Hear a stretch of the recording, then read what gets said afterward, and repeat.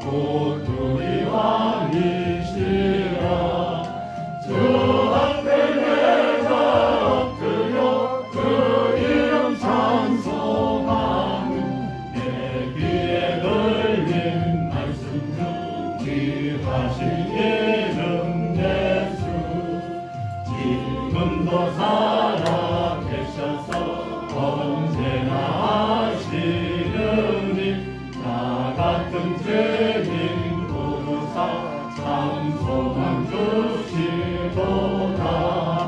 주 앞에 내가 엎드려 그 이름 찬송하는 내 귀에 걸린 말씀 중 귀하신 이름 예수. 주 예수께서 영원히 어제나 오늘이나 그 이름으로 우리에게 상복을 내리신다. 주 앞에 내가 엎드려 그 이름 찬송하는 내 귀에 걸린 말씀 중 귀하신 이름 예수.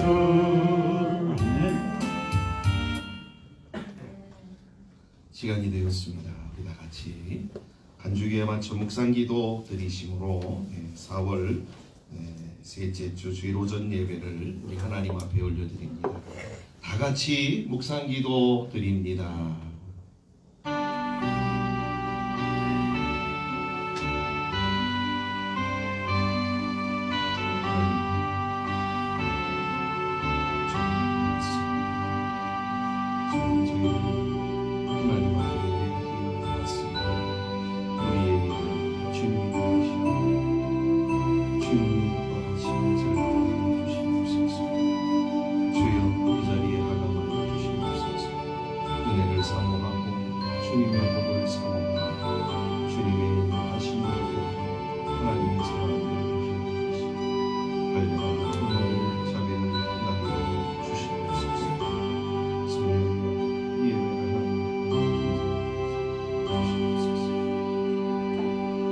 그가 나를 데리고 성전문에 이르시니 성전의 앞면이 동쪽을 향하였는데 그 문지방 밑에서 물이 나와 동쪽으로 흐르다가 성전 오른쪽 제단 남쪽으로 흘러내리도다.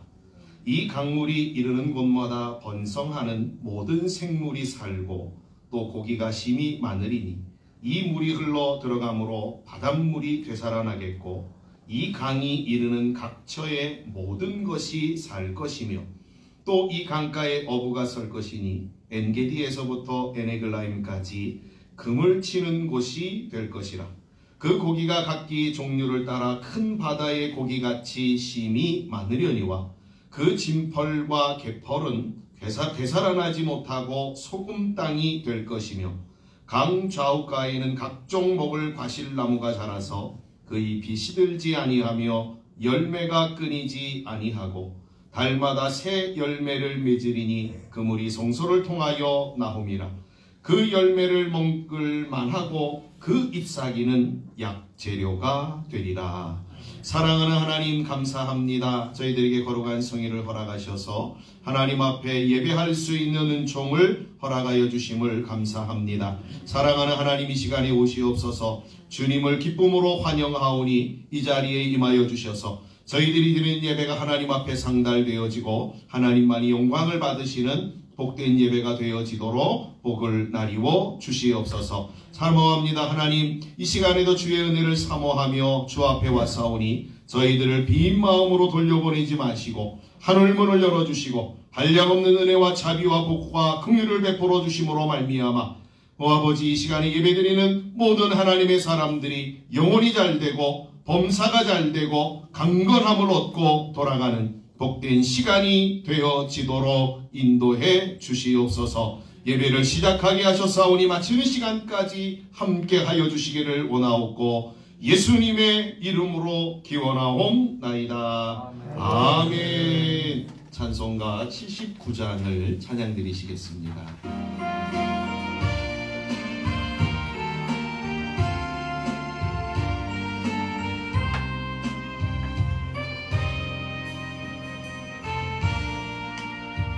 주 하나님 지으신 모든 죄에 내 마음속에 그리움을 대 하늘의 별을 엎어지는 데서 주님의 권능 우주에 찬네 주님의 높고 위대하시고 내 영혼이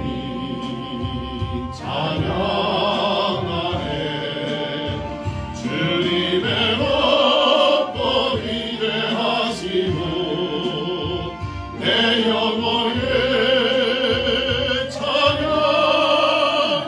찬양하네 숲속이나 험한 산 골짜기에서 지저귀는 저 새소리들과 고요하게 흐르는 시냇물로 주님의 솜씨 노래하노라 주님의 높고 위대하시고 내 영혼이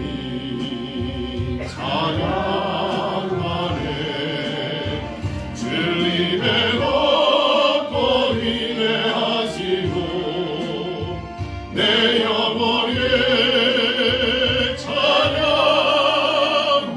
찬양하네 주 하나님 독생자 아낌없이 우리를 위해 보내주셨네 십자가에 피 흘려 죽으신 주 내 모든 죄를 계속하셨네 주님의 높고 위대하시고 내 영혼이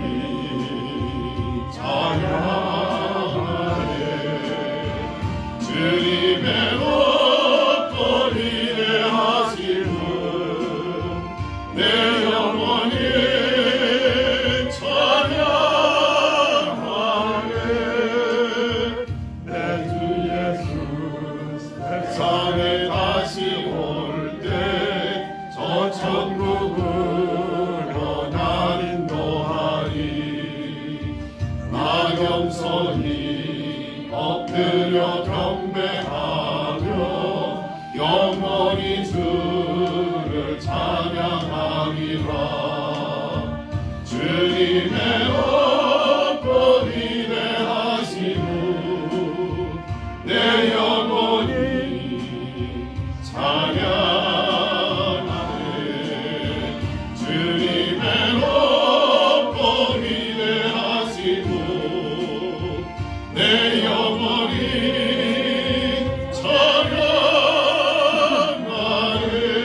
찬양하네 우리 성시교독 71번 이사야 55장을 우리 같이 교독하도록 하겠습니다.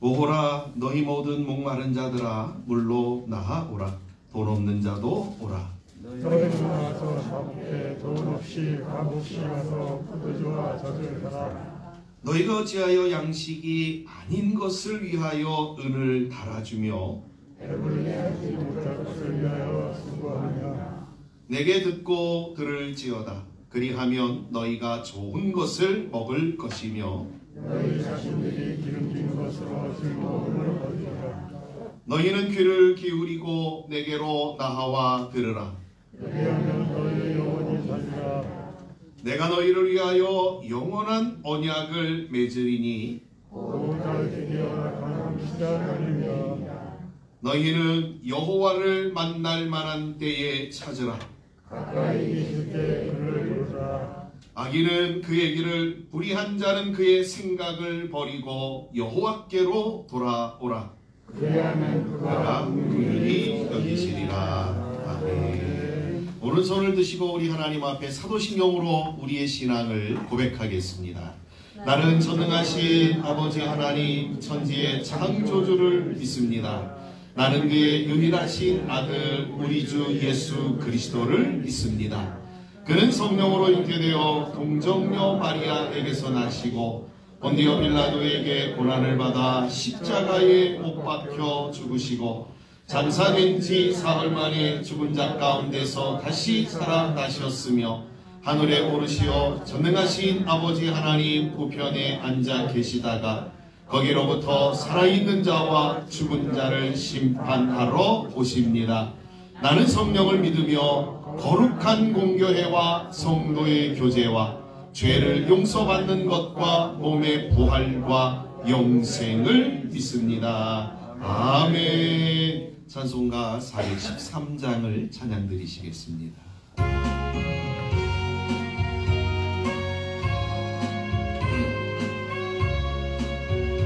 내 평생에 가는 길 순탄하여 늘 잔잔한 강 같은지 큰 풍파로 무섭고 어렵든지 나의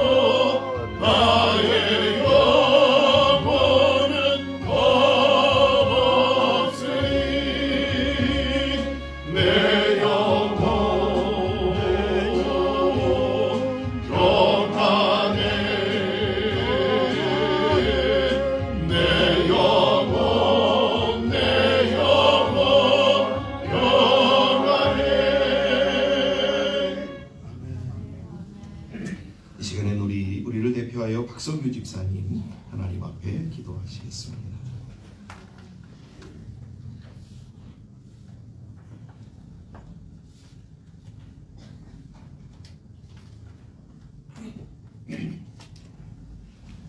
사랑과 은혜가 충만하신 하나님 아버지 감사합니다. 오늘도 거룩한 주님의 날을 허락하시고 예배를 통하여 하나님께 영광을 돌릴 수 있도록 저희들의 발걸음 주님의 전도를 인도하시니 더욱 감사합니다. 하나님 아버지, 이런 한 주간도 주님의 거룩한 자녀의 권세를 가지고 힘없고 연약하게 살아온 한 주간의 삶을 용서하여 주시고 영혼의 양식을 말씀으로 채우셔서 한해만 살아가고 주님을 섬기는 복된 시간을 되게 하여 주시옵소서. 하나님 아버지, 우리 교회 성도들을 지켜주시옵소서. 이제 연세가 많아져서 몸이 불편한 분들이 많이 계십니다. 하나님 아버지, 주님께서 치유하여 주시고 건강한 모습으로 믿음을 지키며 선교의 소망을 잃지 않고 오직 주님 말씀만 붙잡고 승리하는 삶을 살게 하여 주시옵소서. 특히 우리 교회 남 여전도회를 붙들어 주시고 사랑으로 화합하여 하나가 되게 하시고 합심하여 선을 이루며 기도와 전도에 힘쓰고 행함을 통하여 하나님께 영광을 돌리시도록 도와주시옵소서. 주님의 뜻이 있어서 이곳에 교회를 세워주시고 지금까지 지켜주심을 감사합니다. 주님의 몸된 교회를 축복하여 주시사 의식하는 교회가 되지 않게 하시고 주님의 이름으로 드높이고 죄악의 사슬을 풀어 영원한 생명과 자유를 주신 주님을 정성을 다해 찬양할 수 있는 복된 교회가 되게 하여 주시옵소서. 하나님 아버지, 이 나라 대통령을 비롯하여 모든 위정자들을 지켜주시옵소서. 저들의 모든 욕심을 내려놓고 진정으로 나라와 국민을 위하여 여야가 한 마음으로 이 위기를 활속히 극복하여서 잘 사는 나라로 이끌어가는 모든 지도자들이 되게 하여 주시옵소서. 또한 코로나19가 활속히 종식되어서 우리나라 모든 성도들이 마음 놓고 찬송하며 예배드릴 수 있도록 인도하여 주시옵소서. 선교사님들을 기도합니다. 하나님 아버지, 저들에게 더욱더 건강함을 힘을 주시고 그들의 가정을 축복하여 주시고 각각 그 나라의 방언에 익숙해서 그들과 대화하며 이해하는데 언어의 장벽이 없어지게 하시고 주님의 말씀을 전파할 때 능력과 기술로서 많은 사람들에게 주님의 살아계심을 믿을 수 있도록 인도하여 주시옵소서. 더욱이 이런 일들을 할 수 있도록 물리적으로 어려움이 없도록 도와주시고 모든 돕는 손길 위에 하나님의 복으로 채워 주시옵소서. 오늘도 하나님의 말씀을 들고 서신 목사님을 건강으로 붙들어 주시고 선한 말씀으로 우리 심령이 하나님의 은혜로 충만하게 하셔서 말씀을 의지하여 세상을 이기는 힘을 주시기를 간절히 바라오며 예수 그리스도 이름으로 간절히 기도드리옵나이다.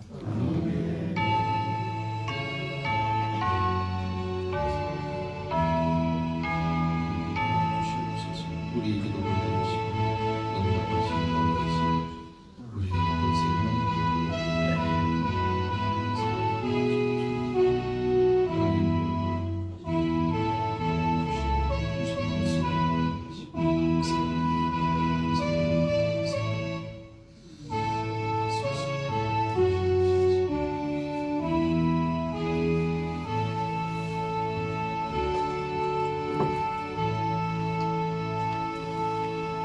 하나님의 말씀 요한복음 21장 1절에서 14절까지의 말씀입니다. 제가 가지고 있는 성경으로 184페이지입니다. 요한복음 21장 1절에서 14절까지의 말씀입니다.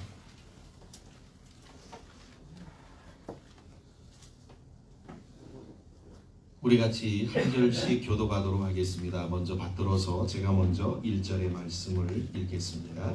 그 후에 예수께서 디베랴 호수에서 또 제자들에게 자기를 나타내셨으니 나타내신 일은 이러하니라. 갈릴리 가나 사람 나다나엘과 세베대 아들들과 또 다른 제자 둘이 함께 있더니 시몬 베드로가 나는 물고기 잡으러 가노라 하니 그들이 우리도 함께 가겠다 하고 나가서 배에 올랐으나 그날 밤에 아무것도 잡지 못하였더니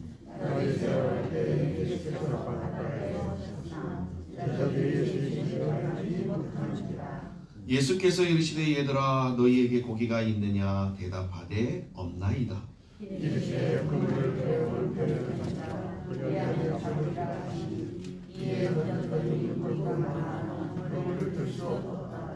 예수께서 사랑하시는 그 제자가 베드로에게 이르되 주님이시라 하니 시몬 베드로가 벗고 있다가 주님이라 하는 말을 듣고 겉옷을 두른 후에 바다로 뛰어내리더라.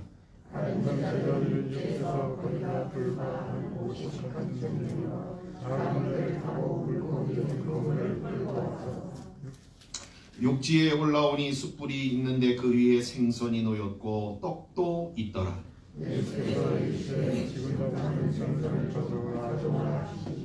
시몬 베드로가 올라가서 그물을 육지에 끌어올리니 가득히 찬 큰 물고기가 153마리라. 이같이 많으나 그물이 찢어지지 아니하였더라.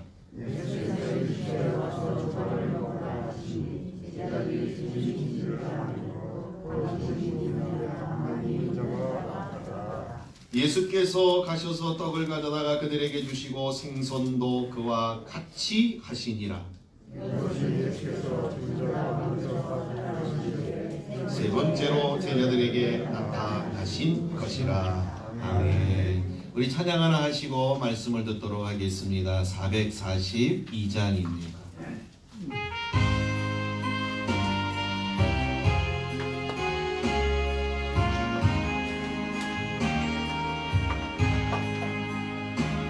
저 장미꽃 위에 이슬 아직 맺혀 있는 그때에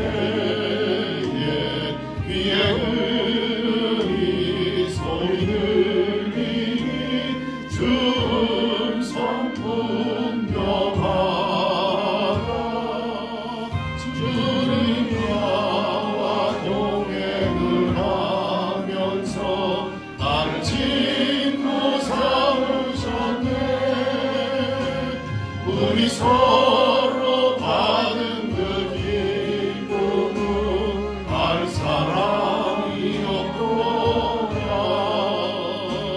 그 청한 주의 음성 우는 새도 잠잠케 한다. 내게 들리던 주의 음성이 늘 귀에 쟁쟁하라.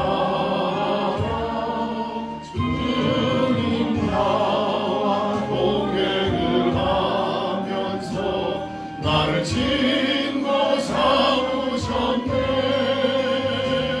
우리 서로 받은 그 기쁨은 알 사람이 없도다. 암기토록 동산하네. 주와 함께 있으라. 괴로운 세상에 할 일 많아서 날 가라 명하신가. 주님 나와 동행을 하면서 나를 친구 삼으셨네. 우리 서로 받은 그 기쁨은 알 사람이 없도다.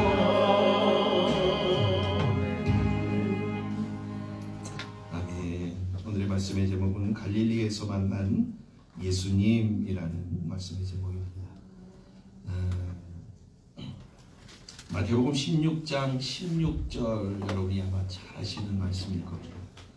유명한 베드로의 신앙 고백의 말씀이 기록되어져 있습니다. 주는 그리스도시요 살아계신 하나님의 아들이십니다 라는 고백의 내용입니다. 예수님이 제자들을 데리고 가이사랴 빌립보에서 이러한 질문을 던졌습니다. 너희는 나를 누구라고 하느냐? 그 질문에 이 베드로가 이렇게 고백한 것입니다. 저는 그리스도시요 살아계신 하나님의 아들이십니다 라고 말입니다. 그 고백이 있은 뒤부터 예수님의 가르치심이 달라졌습니다. 마치 비장한 각오로 무언가를 집중적으로 가르치시려는 모습이라고 할 수 있을 정도로 예수님은 한 내용만 가지고 제자들에게 집중적으로 가르치셨습니다. 이것에 대하여 마태복음 16장 21절은 이렇게 증거하고 있습니다. 이때로부터 예수 그리스도께서 자기가 예루살렘에 올라가 장로들과 대제사장들과 서기관들에게 많은 고난을 받고 죽임을 당하고 제3일에 살아나야 할 것을 제자들에게 비로소 나타내시니, 예수님은 자신의 십자가 죽음과 부활에 대하여 베드로의 신앙 고백이 있은 후부터 그들에게 제자들에게 알려주시기 시작하셨던 것이었습니다. 이 십자가 죽음과 부활에 대한 가르침은 기회가 있을 때마다 또 아주 본격적으로 제자들이 이것을 꼭 기억하고 있을 수 있도록 반복적으로 예수님은 교육을 하셨습니다. 이 예수님의 가르침의 핵심은 바로 부활, 다시 살아나는 것입니다. 그래서 제자들을 만나러 오신다라는 것이었습니다. 그러기에 예수님은 제자들과 만날 장소도 정해주시고 그들에게 그 장소에서 만날 것을 약속하고 거기서 기다리라 라고 예수님도 말씀하셨습니다. 마태복음 26장 31절과 32절에서 이렇게 증거합니다. 그때 예수께서 제자들에게 이르시되 오늘 밤에 너희가 다 나를 버리리라. 기록된 바 내가 목자를 치리니 양의 떼가 흩어지리라 하였느니라. 그러나 내가 살아난 후에 너희보다 먼저 갈릴리로 가리라. 또한 부활의 소식을 알려주는 천사들도 마가복음 16장 7절에 이렇게 증거하고 있습니다. 가서 그의 제자들과 베드로에게 이르기를 예수께서 너희보다 먼저 갈릴리로 가시나니 전에 너희에게 말씀하신 대로 너희가 거기서 배우리라 하라 하는지라. 이것은 반드시 예수님은 부활하실 것이라는, 아니 예수님이 부활하셨다라는 말인 것입니다. 이 일에 대하여 부활하신 예수님도 여인들에게 이렇게 일러주셨습니다. 마태복음 28장 10절입니다. 이에 예수께서 이르시되 무서워하지 말라. 가서 내 형제들에게 갈릴리로 가라 하라. 거기서 나를 보리라 하시니라.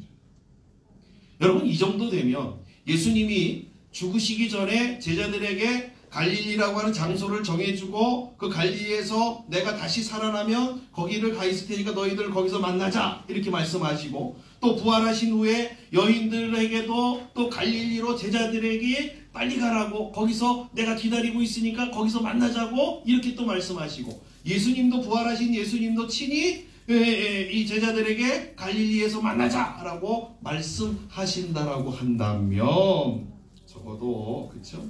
이 제자들은 이 사실을, 예수님이 부활하셨다라고 하는 사실을 믿고 갈릴리로 가는 것이 정상입니다. 이 정도 되면은 그렇죠? 믿어야 되는 거죠.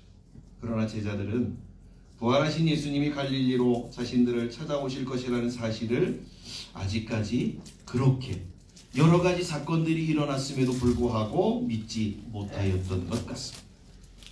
이것에 대하여 사도 요한은 요한복음 20장 19절 이하에서 제자들이 예루살렘에 얼마나 있다가 갈릴리로 갔는지를 설명해 주고 있습니다. 예수님은 부활하신 날에 모든 문들을 닫아두고 숨어있는 이 도마가 빠진 10명의 제자들을 찾아가 그들에게 평강을 선물하셨습니다. 너희에게 평강이 있을지어다 하고 예수님이 꼭꼭 숨어있는 제자들을 찾아오신다. 그리고서는 예수님이 그 제자들을 만나신 후에 사라지셨습니다. 그리고 며칠 만에 또 예수님이 나타나셨냐면 바로 8일 후에 다시 도마가 함께 있는 11명의 제자들을 찾아가 그들을 만나셨습니다. 오늘 본문 1절에 보시면 어떤 단어로 시작하냐면 그 후에라는 단어로 시작하고 있습니다. 여기 그 후에라고 하는 말은 바로 예수님이 제자들에게 2번 나타나신 후에라는 말입니다. 그러니까 그들은 2번의 부활하신 주님을 만나고는 비로소 갈릴리로 발걸음을 옮겼던 것 같습니다. 그렇죠? 그러니까 예수님이 부활하신 지 8일이 지난 후에 갈릴리로 간 거예요. 그러나 정확하게 제자들이 언제 갈릴리로 온 것인가에 대해서는 전혀 확인할 길이 없습니다. 8일이 지난 후에서부터 언제인지는 알 수가 없다는 거예요. 드디어 제자들은 예수님을 갈릴리에서 상봉하게 되어집니다. 본문 14절에 보시면 사도 요한은 갈릴리에서 만난 예수님과 제자들의 만남을 3번째 만남이라고 소개해 주고 있습니다. 그렇죠? 여기 세 번째 만남이라고 하는 말을 잘 기억하셔야 됩니다. 이 세 번째 만남은 우리가 지난 시간에 생각했던 엠마오로 가는 글로바라고 하는 제자와 다른 제자도 부활하신 예수님을 만났습니다. 우리가 또한 그렇죠? 금요일 날은 또 부활하신 예수님을 가장 먼저 만난 사람이 누구라고 말씀을 드렸냐면 막달라 마리아라고 말씀을 드렸습니다. 막달라 마리아도 부활하신 예수님을 만났고 다른 여인들도 부활하신 예수님을 만났고 또 예수님의 제자들도 예수님을 만났다는 거죠. 거기다가 사도 바울은 고린도전서 15장에서 500여 명의 성도들이 부활하신 예수님을 만났고 그 다음에 자기도 만났고 야고보도 만났다 이렇게 증거하고 있습니다. 그러니까 예수님은 이 제자들에게만 나타난 것이 아니라는 거죠. 또 세 번만 이 부활하신 예수님이 나타나서 사람들을 만난 것도 아니라는 거예요. 근데 사도 요한은 14절의 말씀에서 이게 세 번째 만남이다 라고 소개를 하고 있는 거예요. 그러니까 이 세 번째 만남은 어떠한 만남이냐면 바로 제자들이 예수님의 11명의 제자들이 예수님을 만난 사건들을 이야기해 주고 있는 것이다 라는 거예요. 자, 문제는 제자들이 갈릴리로 갈 때에 어떠한 모습으로 갔을까라는 거예요. 예수님도 나타나고 또 여인들이 알려주기도 하고 예수님이 정말 죽으시기 전에도 부활하셔서 갈릴리로 가라고 말씀하셨던 이 모든 것들의 정황을 생각하면 제자들은 갈릴리로 갈 때 어떠한 모습으로 가야 되냐면 기쁜 모습으로 정말 소망이 가득 찬 모습으로 주님을 만나겠다라고 하는 희망된 모습으로 그들이 갈릴리로 가야 됐을 거라고 우리는 생각합니다.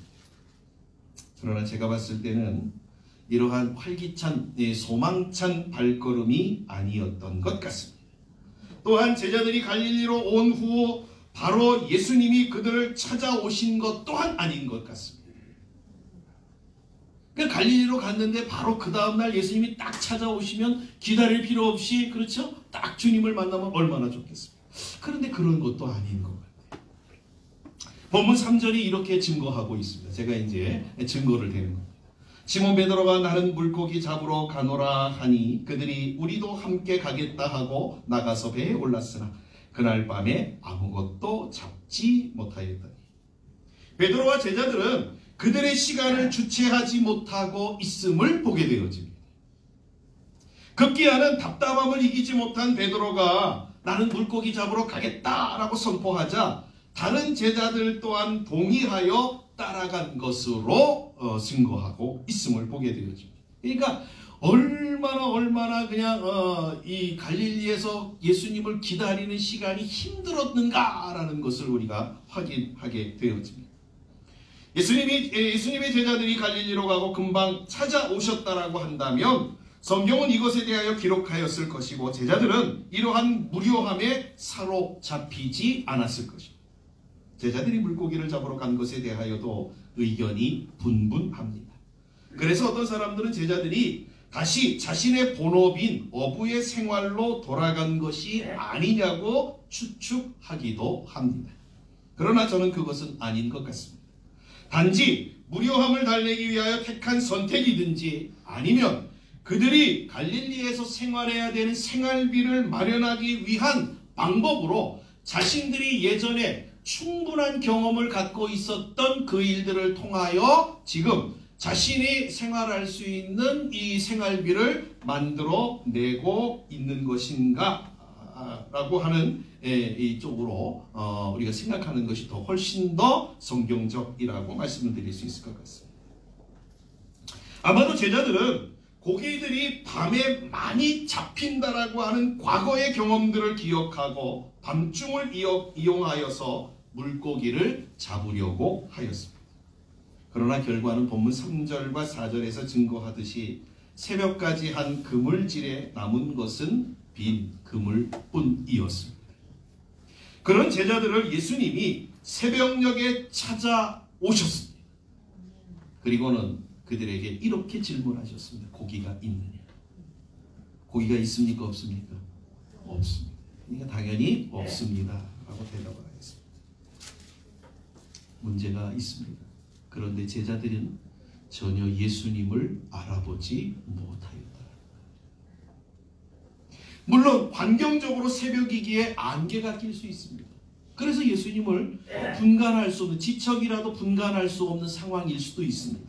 또한 제자들은 배에 있고 예수님은 육지에 있기에 거리가 멀어서 분별할 수 없었을 수도 있습니다.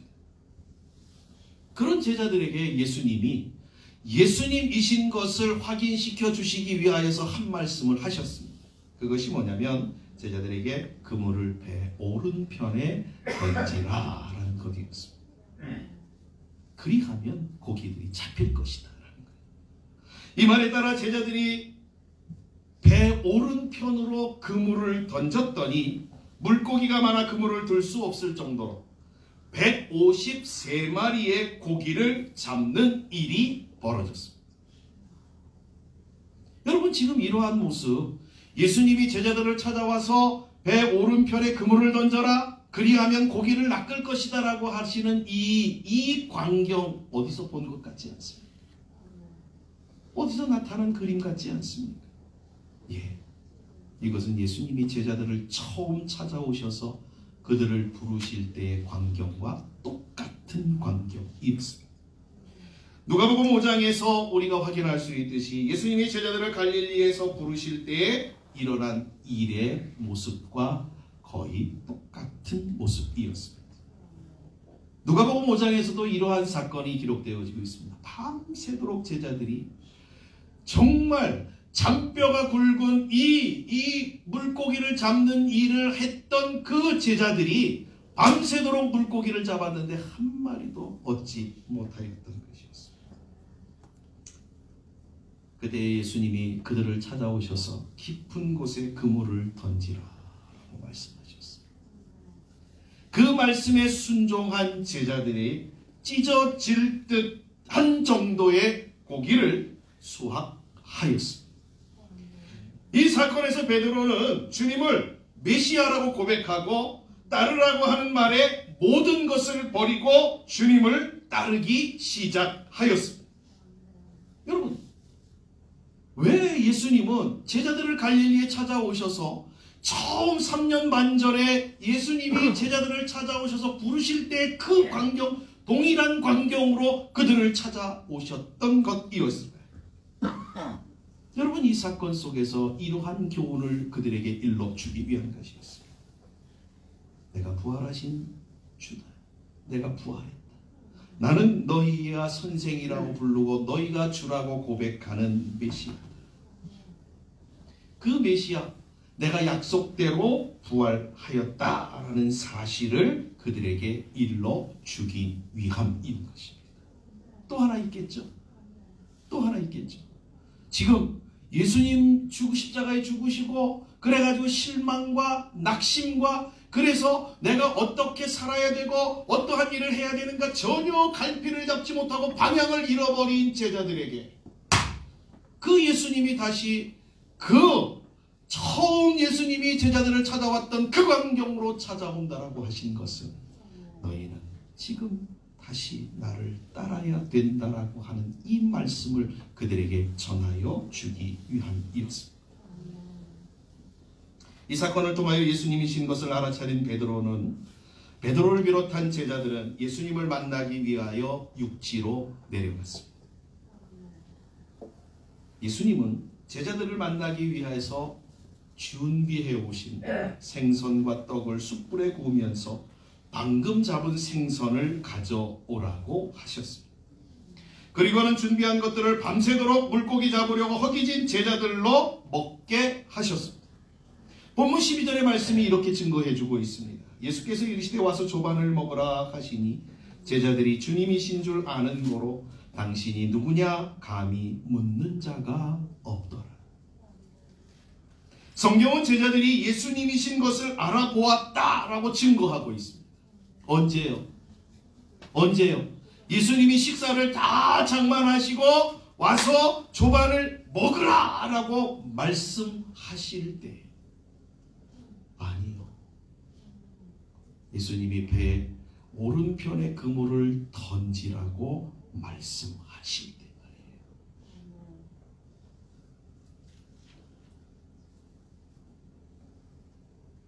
그러나 이 식사 자리는 침묵으로 일관된 그야말로 정적이 흐르는 가시방석이었습니다. 왜 그렇습니까? 왜? 예수님을 만나면 그렇게 반가워해야 되고 그렇게 즐거워해야 되고 서로가 대화할 것들이 얼마나 많을 텐데 이 식사 시간에는 정말 정적이 흐르는, 침묵이 흐르는 아주 가시방석의 시간이었을까요? 그것은 제자들이 자신들이 행한 일들 때문이었습니다. 아니 여느 때와 같았다라고 한다면 이 식사 자리는 그야말로 질문으로 채워지는 시간이었을 것입니다. 시간적으로 보면 불과 한 달 정도이지만 그 시간 안에 엄청난 일들이 벌어졌고 그 상황들 속에서 자신들의 선생님이신, 아니 메시아라고 고백하면서도 예수님을 모른다고 부인하고 배반하고 도망하고 급기야는 숨어 있었던 자신들의 모습 앞에서 그들은 부끄러워 아무 말도 하지 못하였던 것이었습니다. 우리 성도님들이 이걸 좀 기억하시고 좀 살아가셨으면 참 좋겠습니다. 우리 모든 사람들은 누구나 예외 없이 때가 되면 다 주님 앞에 선다라는 것 말입니다. 그때에는 두 가지의 모습밖에는 없을 것 같습니다. 주님 앞에 설 때 나타나는 모습은 두 가지입니다. 하나는 예수님을 만나는 것이 기쁘고 즐거워서 밝은 얼굴을 가지고 또 예수님을 만나는 분들이 있는가 하면, 반대로 예수님을 만나는 것이 두렵고 부끄럽고 그래서 아무 말도 할 수 없는 침묵으로 일관하는 사람들로 나뉘어질 것입니다. 마치 갈릴리에서 주님을 만난 제자들처럼 말이에요. 그러지 않기 위해서 우리 모든 성도님들은 이렇게 좀 사셨으면 좋겠습니다.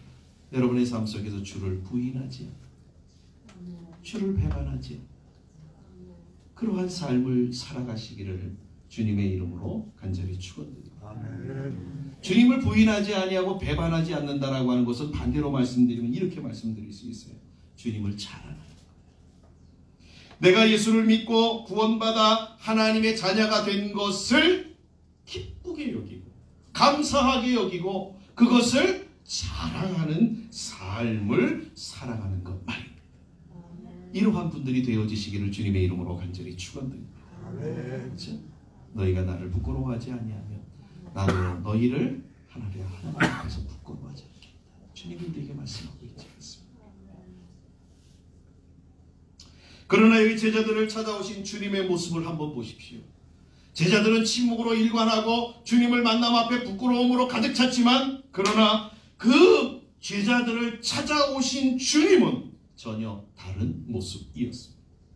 자신을 부인하고 배반한 제자들을 가리켜 예수님은 서운하다고 괘씸한 자들이라고 책망하지 않으셨습니다. 도리어 가장 허기를 느낄 제자들을 위하여 아침을 차려주시는 모습은 그들을 충분히 이해한다라는 예수님의 마음을 엿볼 수 있는 장면이라고 할 수 있습니다. 아니 예수님은 겟세마네 동산에서 제자들이 다 자기를 버리고 도망할 때도, 베드로가 예수님을 3번이나 모른다고 저주하며 부인할 때도 그들의 연약함을 안타까워하시었지 책망하거나 비난하시지 않았습니다. 또한 잘못으로 얼굴을 들지 못하고 입을 열지 못하는 제자들에게 온전한 사랑을 나누어 주시는 분이 바로 우리가 믿고 따르는 메시아, 그 예수님입니다. 여러분, 이러한 것들을 우리가 생각할 때 우리가 얼마나 예수 믿기를 잘했는가, 얼마나 예수님을 따라간다는 것이 얼마나 복된 것인가 라는 것을 우리가 알 수 있습니다. 저와 여러분들이 예수 믿는 것들을 늘 즐거워하고 또 그것들을 자랑하는, 그래서 여러와 여러분들의 주어진 삶을 담대하게 믿음 안에서 살아가는 복된 분들이 되어지시기를 주의 이름으로 축복합니다. 결코 우리를 실망케 하지 아니하시는 분이 바로 우리가 믿는 예수님이십니다. 그 예수님을 의지하고 살아가는 것, 그것이 복된 것이라는 사실을 꼭 기억하시고 남은 생애를 주님 의지하고 살아가기를 축복합니다. 어떤 분들은 이 설교를 들으면서 본문 1절은 이러한 이제 한 가지를 짚고 넘어가야 될 게 있어요. 본문 1절에 보면 예수께서 디베랴 바닷가라고 기록하고 있는데 저는 계속 설교를 하면서 갈릴리라고 이야기를 했습니다. 아니 지금 사건은 디베랴 바닷가에서 일어나고 있는데 왜 갈릴리를 계속 얘기를 하고 있는가? 요거에 대해서 좀 말씀을 드리겠죠. 갈릴리 바닷가는 구약 성경에서는 어떠한 이름으로 불려졌냐면 긴네렛 호숫가라고 하는 이름으로 불려졌습니다. 이 긴네렛 호숫가라고 하는 이름이 이제 히브리어에서 헬라어로 바뀌니까 게네사렛 호숫가 이렇게 불려집니다. 그러니까 이 갈릴리라고 하는 이 바닷가는 다른 이름으로 얘기하면 게네사렛 호숫가라고 하는 말로도 불려진다는 거예요. 또 다른 이름이 하나 있어요. 그 이름이 뭐냐면 바로 디베랴 바닷가라고 합니다. 이 디베랴 바닷가라고 불리게 된 것은 바로 로마의 황제였던 디베료가 이 갈릴리 바닷가 서쪽에 한 도시를 형성하면서 그 바닷가의 이름을 디베랴, 자기의 이름을 본따서 디베랴 바닷가로 명명하였습니다. 그래서 이 바닷가의 이름이 디베랴 바닷가라고 하는 이름으로 불려지기도 한다라는 거예요. 자, 그러면 우리가 이제 하나의 중요한 것을 하나 좀 우리가 생각해야 될 것 같습니다. 왜 예수님은 많고 많은 장소를 놔두고 왜 이 디베랴 바닷가, 이 갈릴리에서 제자들을 만나자고 하신 것일까요? 이게 오늘 저와 여러분들이 꼭 기억하고 돌아가셔야 돼요. 왜 많고 많은 장소 중에서 왜 갈릴리를 하는 예수님은 선택하신 것일까요? 우리말에 이러한 말이 있죠. 사람이 나면 어디로 보내라고요? 서울로 보내고 말은 제주에 보내라, 이러한 말이 있지 않습니까? 이 무슨 얘기냐면 어떠한 의미를 갖고 있냐면 이 말은 사람은 큰 물에서 놀아야 된다는 거예요. 사람도 많이 만나고 그래서 이제 그래야지만이 자기도 큰 사람이 될 수 있다라고 하는 의미입니다. 예수님이 진정으로 제자들을 아끼시고 그래서 그들이 큰 인물이 되기를 원한다라고 했다면 그들이 머물던 이스라엘의 수도라고 할 수 있는 예루살렘, 그들이 머물고 있었던 예루살렘에서 제자들을 만나는 것이 저는 옳다고 생각합니다. 그러나 예수님은 제자들에게 갈릴리로 가라고 하셨습니다. 갈릴리가 어떤 동네인지 아시죠? 저 우리로 얘기하면 그렇죠? 저 어촌, 아주 시골 어촌인 그러한 동네이고 거기로 들어가요. 앞에서 우리는 예수님이 제자들을 찾아오심에서 처음으로 제자들을 부르실 때의 모습으로 찾아오신 것은 부활하신 예수님이 주님이시라는 것과 그 예수님을 처음처럼 다시 따라야 한다는 것을 일러주신 내용이라고 말씀드렸습니다. 그런데 이 만남을 예루살렘이나 큰 도시에서 하신 것이 아니고 굳이 어렵게 베드로와 제자들을 갈릴리로 보내어서 거기서 하시는 것일까라는 거예요. 이곳 갈릴리 바닷가는 어린 시절부터 그들의 부모와 살던 곳이고 그들의 잔뼈가 굵은 곳입니다. 예수님이 이곳에서 제자들을 부르신 것은 바로 예수님을 따라야 하는 것이 어디에서부터 시작되어져야 되는가를 우리에게 일러주시기 위한 말씀입니다. 우리는 보통 예수님을 따른다라고 한다면 고향 친척 아비집을 떠나야 하는 것으로 생각합니다.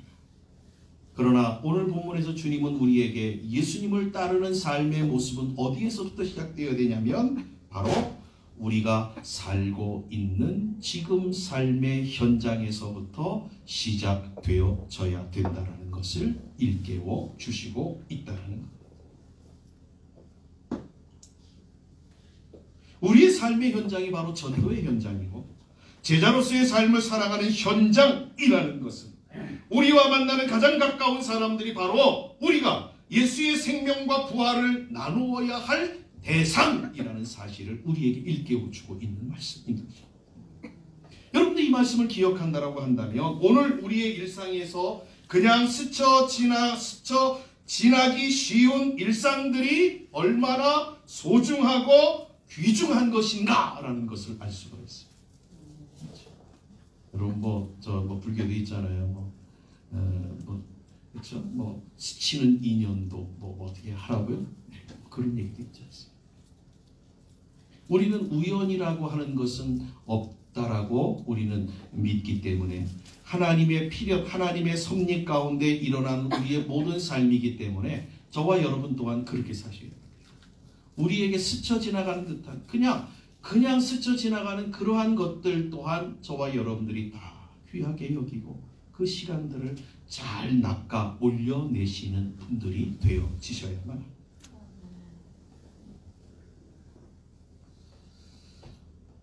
또한 우리가 만나는 사람들이 우리가 가진 이 생명과 부활의 소망을 나누어야 하는 대상이라는 사실 앞에서 우리는 사람들을 대할 때에 어떠한 자세로 대해야 되는 그 자세를 우리가 확립하게 되어집니다. 주님이 우리에게 말씀하시지 않습니까? 나보다 남을 낮게 여겨라.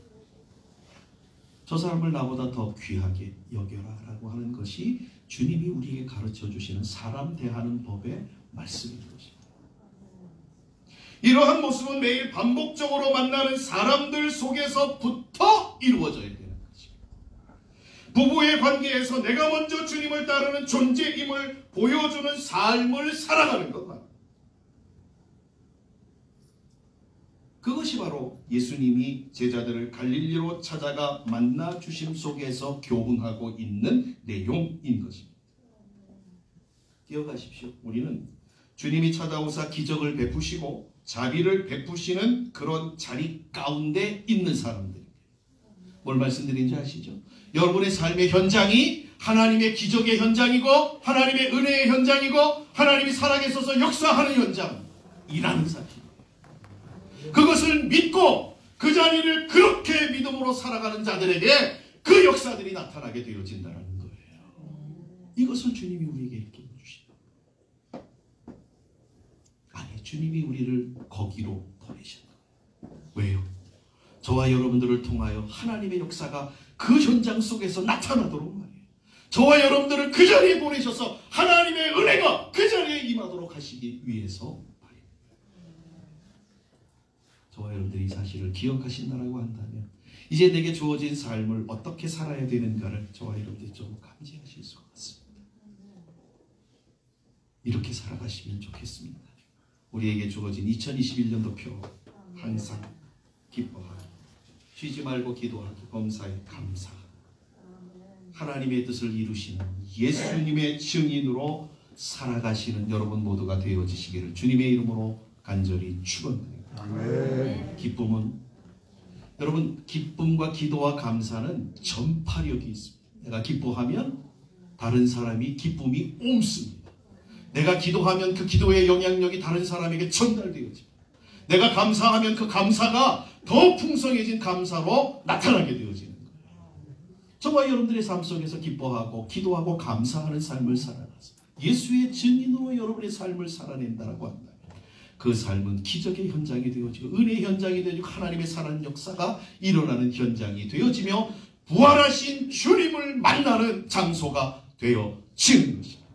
저와 여러분들의 삶이 이러한 현장의 삶이 되어지시기를 주님의 이름으로 간절히 축원드립니다. 아멘. 그래서 여러분의 삶에 정말 하나님이 주시는 놀라운 은혜와 복으로 인하여서 살아가는 게 즐거운 거예요. 감사한 거예요. 기쁜 거예요. 그렇죠? 예수님이 우리에게 찾아오신 것은 우리로 실망해가지고 왜 살아야 돼? 죽어버려야 돼. 죽는 게 아니라 이런 삶을 살라고 예수님이 찾아오신 게 아니에요. 우리의 삶을 더 하나님의 은혜로 채워주심으로 말미암아 살만 나는 세상, 살만 나는 인생 이래가지고 하나님 앞에 남은 생애를 하나님 앞에 정말 말씀대로 살아가고 그래서 영원한 삶을 또 소망하며 살아가는 삶을 살아가도록 하나님이 우리를 이 땅에 보내주시는 것입니다.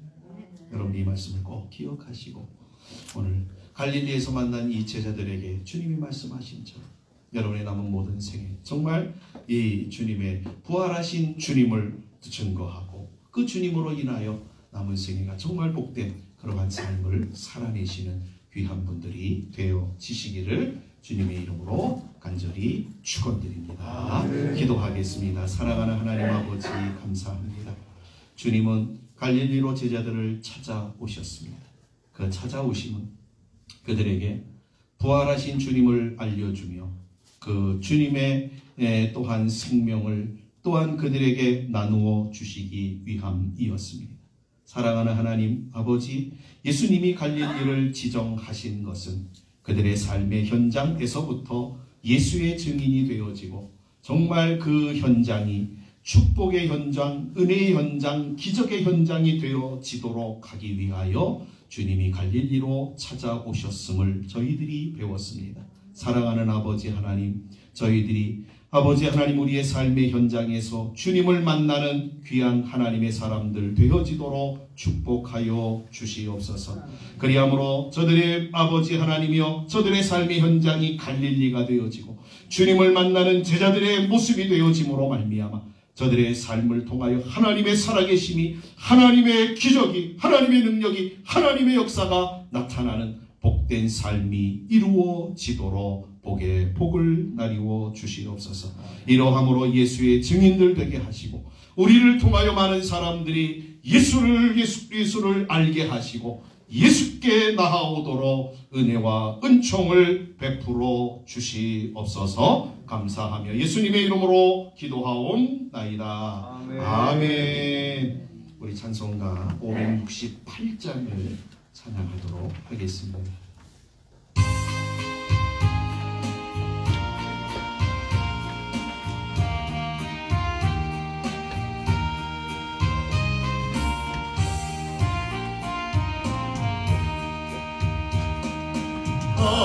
하나님은 나의 목자시니 내게 부족함이 없으리로다. 나로 하여금 푸른 풀밭에 육체하시며 안전한 물가로 인도하여 주시네. 내 영혼을 구원하시오니 내게 감사함이 넘치나이다. 나로 하여금 모든 고난을 참게 하시며 하늘의 평화를 있게 하여 주시네. 하나님이 나해하시오니 내게 두려움이 없으리로다. 나로 하여금 땅에 살아도 지혜 안에서 이기고 이기게 항상 능력 주시네.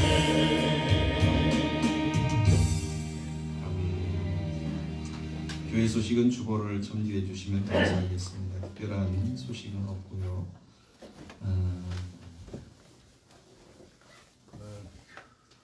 이제 우리 계단 공사를 이제 다음 주부터 제가 진행을 하려고 준비를 하고 있습니다. 그래서 기도해 주시면 감사하겠습니다. 리프트도 아마 잘 만들어질 것 같아요.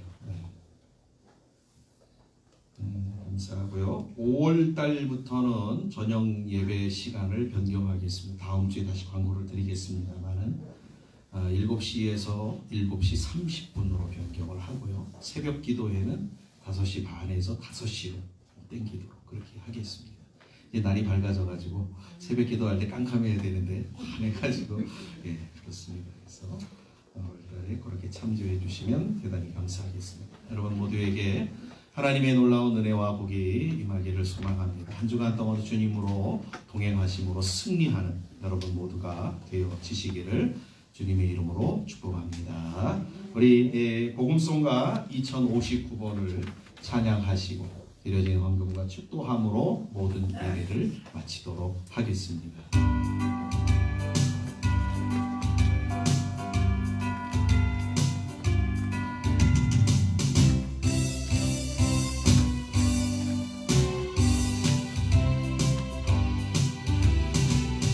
그날이 도적같이 이를 주 너희는 모르느냐. 늘 깨어 있으라 잠들지 말아라 주님과 동행하라. 항상 기뻐하라 쉬지 말라 범사에 감사하라. 이는 예수 안에서 너희에게 당하신 하나님 뜻이니라. 평강의 하나님이 너희를 거룩하게 하시고 온몸과 영혼이 주 오실 그날에 흠없기 원하노라.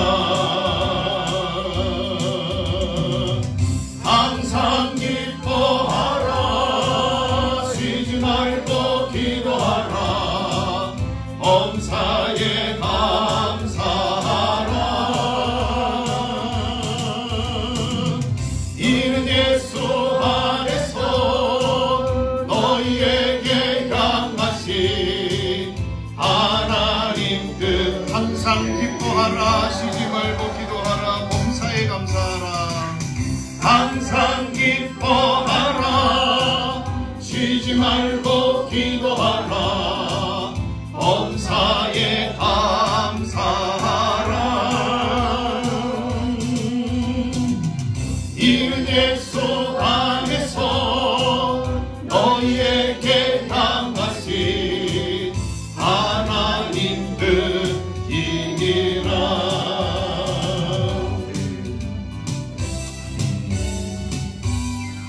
기도하겠습니다. 하나님 고맙습니다.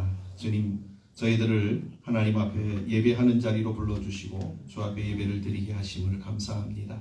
또한 아버지 하나님, 우리에게 베풀어 주신 은혜들을 기억하고 앞으로 우리의 남은 모든 생애 가운데 하나님의 인도하심과 복주심과 은혜 베풀어 주심을 소망하며 하나님 우리의 정성을 주 앞에 올려드리게 하시니 감사합니다. 기쁘게 연락하시고 주님, 우리의 정성이 주의 보좌 앞에 상달되어지고 주의 마음을 흡족하게 하는 귀한 아버지 하나님을요 주님 앞에 드렸사오니 기쁘게 연락하시고 우리 모든 성도들의 모든 삶에 한량없는 은혜와 자비와 긍휼과 복을 더하여 주심으로 저들의 손으로 행하는 모든 일들이 복을 받아 하나님 영광 드러나게 하시고 마음으로 계획하고 기도하며 준비하는 모든 삶의 내용들이 하나님의 선하신 뜻을 이루어내는 복된 아름다운 삶이 되어지도록 축복하여 주시옵소서. 오 하나님 아버지, 저들의 세대를 하나님이 복되게 하시고 저들의 후대가 복을 받아서 더 큰 믿음으로 하나님을 잘 섬김으로 하나님의 놀라운 은혜와 복 가운데 세움을 입는 귀한 가문들이 되게 하시고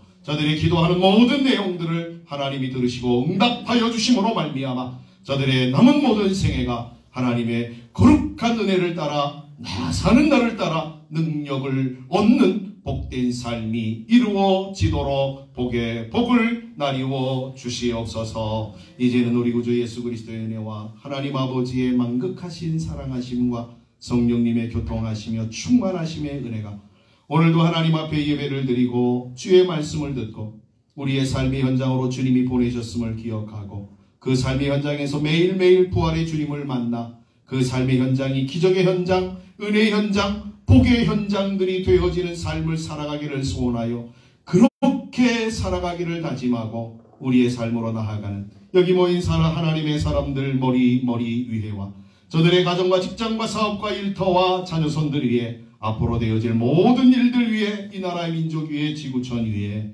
이제로부터 영원토록 함께 계실지어다. 아멘.